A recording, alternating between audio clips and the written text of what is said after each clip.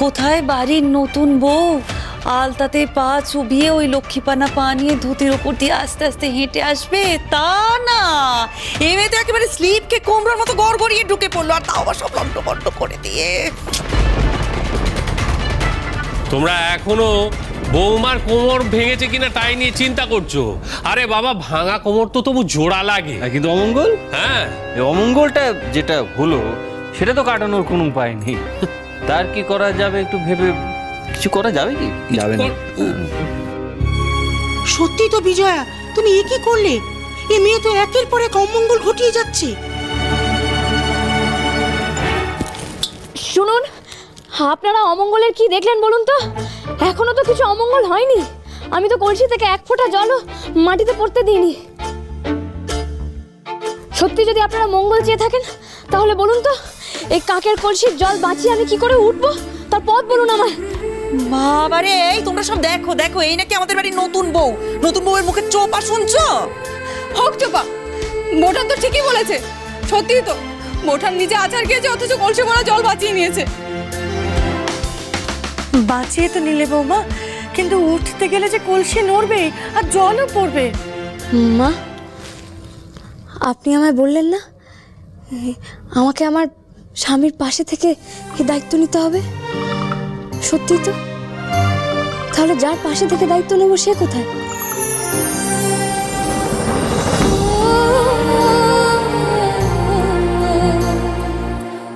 আপনি ওনাকে ডাকুন।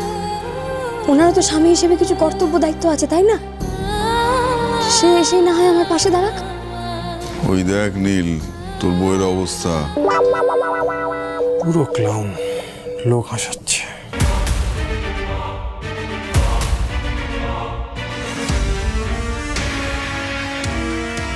না, স্বীকার করতেই হয় বিজয়া, তোমার পছন্দ আছে।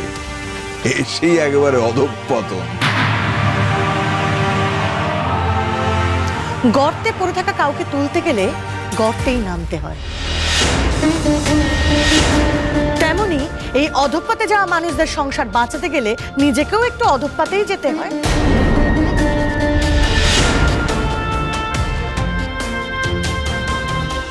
তুমি ঠিক বলেছো বৌমা, নীলের এই সময় তোমার পাশে থাকা উচিত।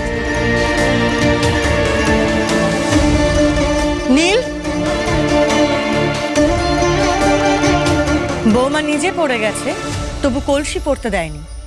সংসারটা কিন্তু তোদের দুজনের, তাই এবার দায়িত্ব নিয়ে বৌমাকে তোল। মাকে রাখালে যদি সত্যি কলকাতা যেতে না দেয়, তার থেকে বরং একটা কাজ করি।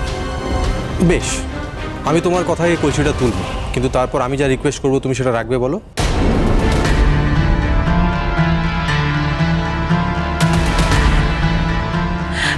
আচ্ছা, সেটা রাখবো না হয়, এখন তুই এখন যা, ওকে তোল।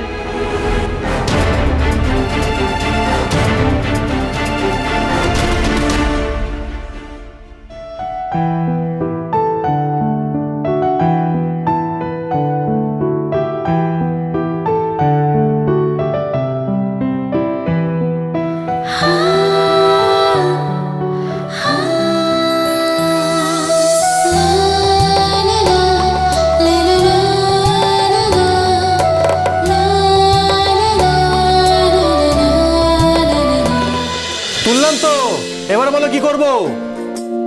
আরে ছাড়ুন না কি? আমাকে দিন।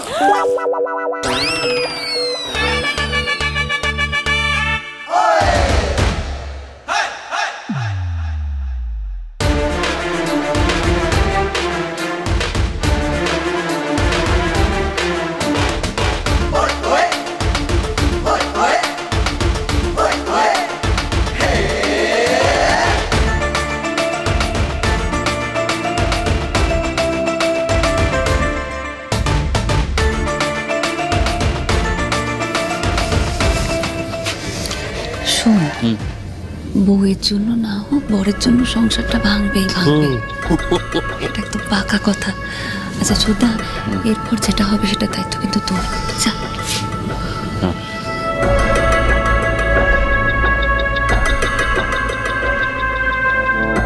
কলসি তুলতে বলেছো, তুলেছি। এর থেকে বেশি দায়িত্ব ছিল না আমার।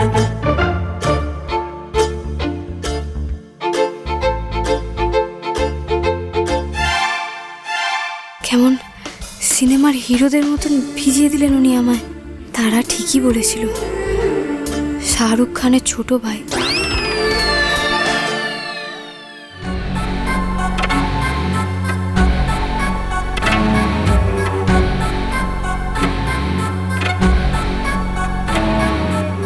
শৈলের বুদ্ধি আছে বলতে হবে।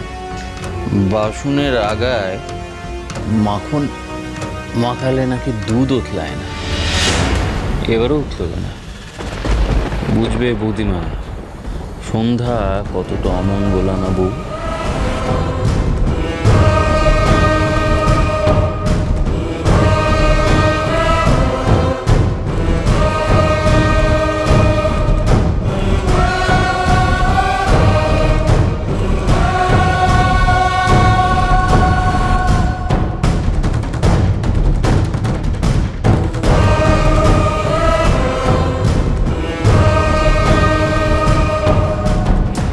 মা,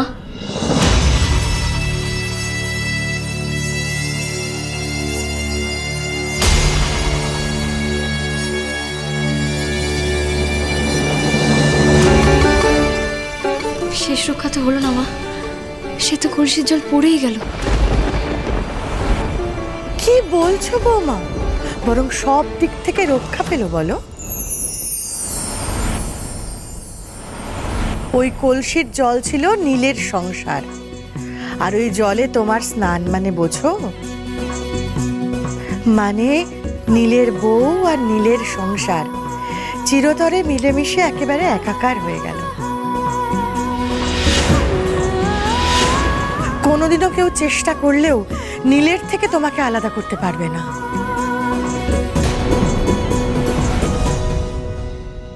বাবা পঞ্চাননকে প্রণাম করো।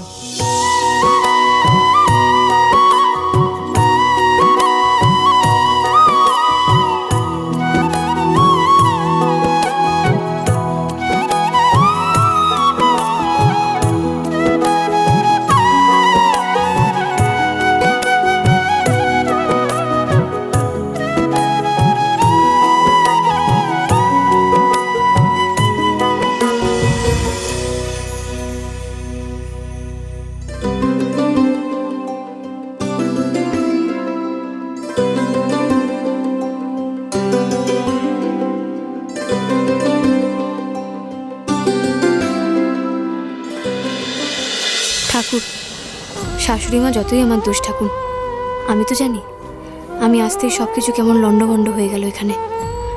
তুমি দেখো ঠাকুর, আমি যেন এবারের কোনো অমঙ্গল না করি। ওই রাগী বটটার রাগ ভাঙিয়ে আমি যেন একদিন তার মন পেতে পারি।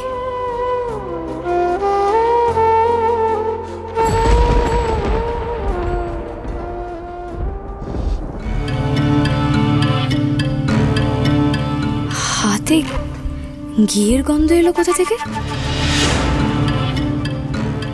প্রণাম হলো গা, এবার ভেজা কাপড়ে তো ঠান্ডা লেগে যাবে। এই কাপড়ে আবার দুধ উতলানো দেখতে হবে। না না, চলো চলো। ছোটদা যদি কাজটা ঠিকঠাক মতো করে থাকতে পারে তাহলে আজ আর দুধ উতলানো দেখা হলো না। কিরে, ওদিকে উতলানোর জন্য দুধটা রেডি হলো তো? ওই তো শৈল সিগন্যাল এসে গেছে, তার মানে এখন সব আসবে এদিকে। তাড়াতাড়ি। কিন্তু দুধ যদি না উঠলায়, শৈলের মধ্যে দিয়ে যদি কোনো ফাঁক থেকে যায়, না না, ফাঁক রাখা যাবে না, ফাঁক রাখা যাবে না। কিছু একটা করতেই হবে, অমঙ্গল একটা কিছু ঘটাতেই হবে।